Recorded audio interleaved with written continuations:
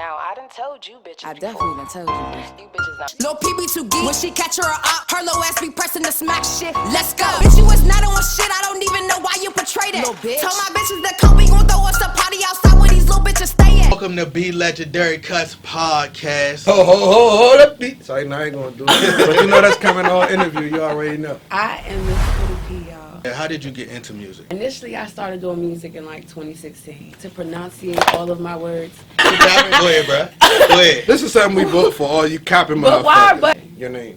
Where'd it come from? the P stands for pussy. Would you prefer to go out on a date Oprah or lifetime supply of food stamps?